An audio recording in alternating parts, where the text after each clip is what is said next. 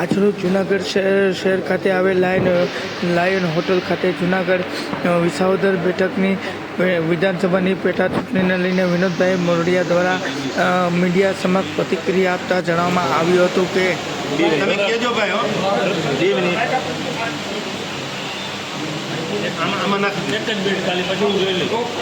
આપી દીધું બરાબર.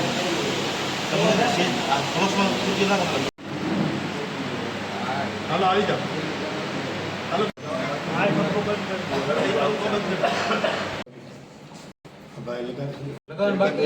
અશોકભાઈ આવી ગયો.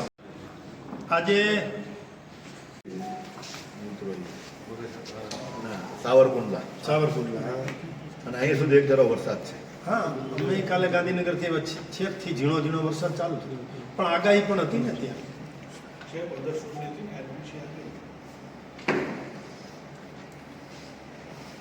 વરસાદ આવે તો સારું. તમે કહેજો ભાઈ. આમાં નાખી આપી દીધું બરાબર.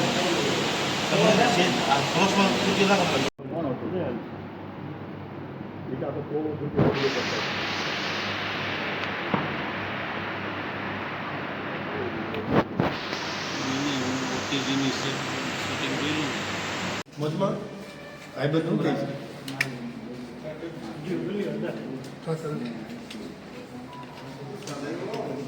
હા, વરસાદ આવ્યો. હવે ચોમાસું છે તો જોતો સાહેબ. અને આપણે અમી છાટના ગણીએ.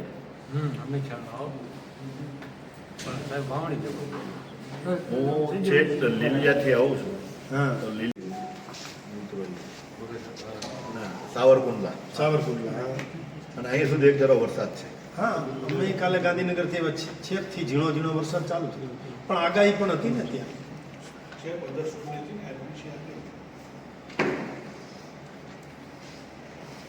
વરસાદ આવે તો સારું. નમસ્તે. આજે વિસાવદર ભેસાણ એના ઇલેક્શનના માધ્યમથી મારે અહીંયા આવવાનું થયું છે. અને જે પ્રકારે વિસાવદર વિધાનસભાના ચૂંટણીની અંદર અપ્રચારને જે પ્રકારે છેલ્લા 3 મહિનેથી અરાજકતા ફેલાવવાનું જેણે કામ કર્યું છે, એ વ્યક્તિને આજથી 2.5 વર્ષ 2022માં 2.5 વર્ષ પહેલાં મારા સામે ચૂંટણી લડ્યા હતા અને એ 64,000 મતોથી એમણે હાર ખાધી હતી.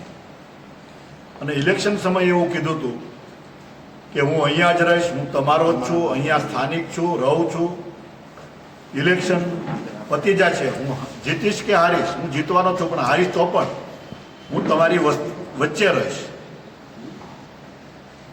ત્યાંના લોકોએ એમને 55,000 જેટલા મતો આપ્યા. ત્યાર પછી આ દિન સુધી જે અરાજકતા પહેલા ફેલાવતા હતા કે આ નથી, આ નથી, આ નથી, પણ એક પણ કામ કતારગામ વિસ્તારમાં એને નથી પહેલા કર્યું, નથી પછી કર્યું. કોઈ ફક્ત ને ફક્ત નેગેટિવિટી ફેલાવવાનું કામ ત્યાં કરતા હતા. ત્યાંની પ્રજાએ જાકારો આપ્યો અને ફરી એકવાર 2.5 વર્ષ પછી એમને જે પ્રકારે વિસાવદર ભેસાણની મતદારોને, અમારા ભાઈઓને જે પ્રકારે જે કહેવાય ને કે નીચલી સ્તરની ભાષાનો પ્રયોગ કરીને જે પ્રકારે લોકોને બાનમાં લેવાનો પ્રયાસ કર્યો છે, એટલે મને એમ થયું કે મારે પણ 2 વાત મારા જે અનુભવો છે, કતારગામ સુરતના જે અનુભવો છે, એ આપના મીડિયા થકી વિસાવદરના લોકોને, વિસાવદર ભેસાણના લોકોને મારી વાત મૂકું. એટલા માટે આજે મારે આપની સમક્ષ હાજર થવાનું થયું છે.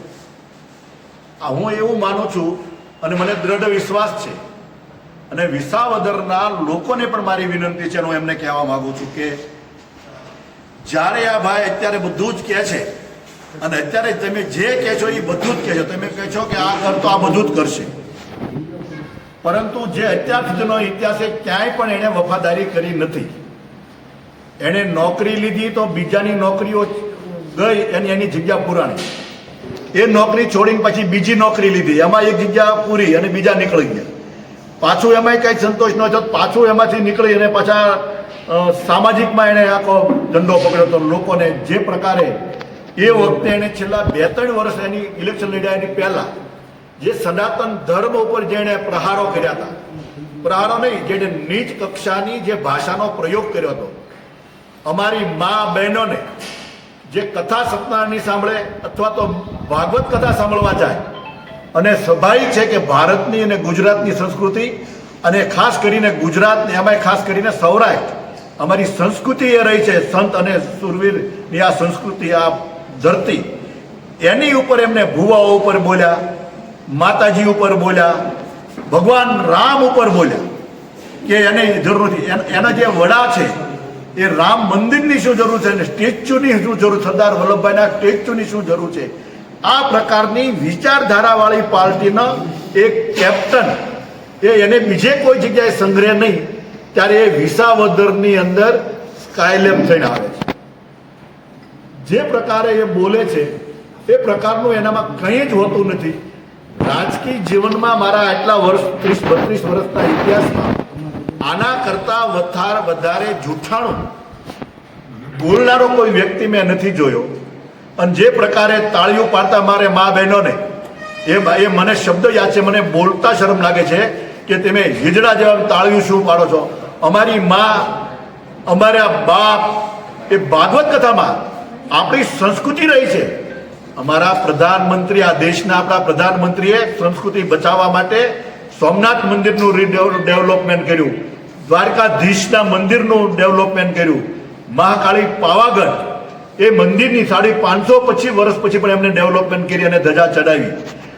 એક બાજુ આ ભારતીય જનતા પાર્ટીના કેપ્ટનની અને ભારતીય જનતા પાર્ટીની આ વિચારધારા છે, બીજી બાજુ એના કેપ્ટન કેજરીવાલ કે સરદાર સાહેબના સ્ટેચ્યુ ઓફ યુનિટીની શું જરૂર હતી? એણે જે કીધું દિલ્હીમાં કાંઈ કર્યું નહીં.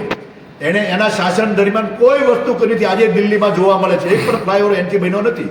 અને એ એનો કેપ્ટન જ્યારે જૂઠાણું બોલતા હતા કે હું બંગલો નહીં વાપરું, હું સિક્યુરિટી નહીં વાપરું, આ બધું જ કહેતા હતા. અને એને લાખો કરોડો રૂપિયાના બાથરૂમ બનાવ્યા. આ જૂઠાણા પાર્ટી એનો જ એક સૈનિક આજે વિસાવદરને ભેસાણના લોકોને ભરમાવા માટે આવ્યા છે. અને મને વિશ્વાસ છે કે વિસાવદરના લોકો, આ સીટના લોકો, અહીંયા ગરવી ગુજરાત અને ગરવો ગિરનારની તળેટીમાં વસનારા લોકો સદબુદ્ધિ અને ધાર્મિક બહુ છે. અને જે ધાર્મિકતા ઉપર જે લોકોએ નીચ સ્તરના જે શબ્દ પ્રયોગ કર્યો છે એને ક્યારેય સ્વીકારશે નહીં અને એને જાકારો આપશે.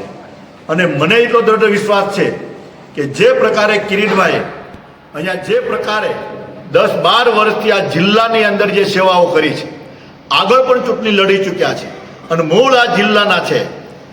હું એવું કહેવા માંગુ છું કે એણે અત્યાર સુધીમાં સેવાકીય કોઈ કાર્ય અહીંયા કર્યું હોય તો મને બતાવે. ત્યારે કિરીટભાઈ એક બાજુ અહીંયા સતત ને સતત આ વિસ્તારની અંદર એમનો પ્રવાસ, અને હું 2022ની અંદર અહીંયા આવ્યો હતો ત્યારે પણ એ મારી સાથે હતા. ત્યારે પણ આ વિસ્તારના લોકોમાં, હું આ ગામડામાં ફરું છું ત્યારે ગામડામાં લોકો એમ કહે છે કે આ યોજનામાં કિરીટભાઈ અમને લઈ જતા ગાંધીનગર. આવા સ્પષ્ટ અને મજબૂત ઉમેદવાર જ્યારે અમારી ટીમમાં, હું પણ ધારાસભ્ય છું, ત્યારે અમારા ભૂપેન્દ્રભાઈ જેવા લીડર, સાત્વિક અને પવિત્ર માણસ, આજે વિપક્ષના અન્ય લોકો પણ ભૂપેન્દ્રભાઈ માટે જો કોઈ બોલવું હોય તો બીજું બોલી નહીં શકે એવા પવિત્ર અને ગુજરાતના મુખ્યમંત્રી વિરુદ્ધમાં પણ આ વ્યક્તિ બોલવામાં કાંઈ બાકી, અને કંઈક ને કંઈક એની જે આવારાગીરી કહેવાય ને કે લવારા કોઈના આમ એની ભાષામાં એના ચાંદોડિયા ચાવતા એવું કહેવાય કે કોઈની એક્ટિંગ કરી, નકલ કરીને આવી બધી, આવું જાહેર જીવનના લોકોને શોભે નહીં. હું જાહેર જીવનમાં છું તો મારે મારી વાત કરવી જોઈએ, અથવા તો સામેની કોઈ નેગેટિવ વાત હોય એની શબ્દોના મર્યાદાઓ હોય. પણ કોઈ પણ રાજકીય પાર્ટી છે આ પ્રકારની મર્યાદાઓ તોડી અને હલકટ નીચા સ્તરના શબ્દોનો પ્રયોગ જે કરે છે એને વિસાવદરની જનતા ક્યારેય સહન નથી કરતી અને આને સહન કરશે પણ નહીં. અને મારી વિનંતી પણ છે વિસાવદર ભેસાણના લોકોને કે આ તમે કિરીટભાઈને એકવાર ચૂંટાડી દો, એ અમારી ટીમમાં સામેલ કરી દો. અને પછી જો એમણે જે કીધું છે ને કે મને આટલા દિવસ 800 દિવસ આપો, એ દિવસમાં આ વિસ્તારનો જે બાકી રહેલો વિકાસ નથી થયો એમ નહીં, ઘણો બાકી છે, હું સ્વીકારું. એ બાકી રહેલો વિકાસ પણ એ કિરીટભાઈ જ પૂરો કરવાના છે. ત્યારે આ વિસાવદરની જનતાને હું વિનંતી સાથે કહેવા માંગુ છું કે અમારી સુરતના લોકોને ભરમાવવા માટે, ત્યાં લોકલ રહે છે, મારા વિસ્તારમાં રહે છે, દેખાણા નથી આજ 2.5 વર્ષ થયા, તો તમારું અહીં શું કરશે, અહીંયા શું એ ઉકાળશે? અને એને અરાજકતા ફેલાવવા સિવાય કોઈ વસ્તુ આવડતી નથી. પોઝિટિવ કામ એક પણ કર્યું નથી. અહીંયા તમે આ 3 વર્ષથી અહીં દોડે છે. એને કોઈને કોઈ અધિકારીઓને કાંઈક ને કાંઈક સંચેડ્યા છે, કાં તો કોઈને કોઈ નેગેટિવ ન બોલવાના શબ્દ પ્રયોગ કર્યો છે. અમારા ઉમેદવાર હોય, ભારતીય જનતા પાર્ટીના કોઈ આગેવાન હોય, એના માટે અપશબ્દો બોલવા સિવાય એને કોઈ કામ કર્યું નથી. મારી સહૃદય વિનંતી છે વિસાવદર અને ભેસાણના લોકોને કે આ વ્યક્તિ ભરમાવા આવેલી વ્યક્તિને એને તમે જાકારો આપશો. પરંતુ પછી કિરીટભાઈ તો અહીંયા જ છે, કિરીટભાઈ તો અહીંયા જ રહેવાના છે અને અહીંના સ્થાનિક આ વિસ્તારને અત્યાર સુધી એને સેવા કરી છે. એટલા માટે હું આપને વિનંતી કરું છું.